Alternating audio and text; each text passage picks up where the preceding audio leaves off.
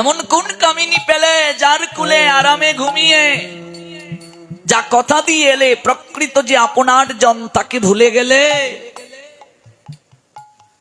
যে সম্পদ নিয়ে বাহাদুরি করছো এগুলো তোমার ছিল না। এই সংসার আগেও ছিল, এই সংসার পরেও থাকবে।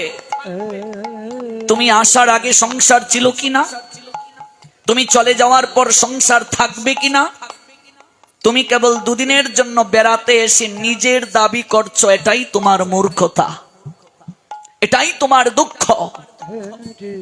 সংসার ছিল, আছে, থাকবে, থাকবো না কেবল আমি আর আপনি।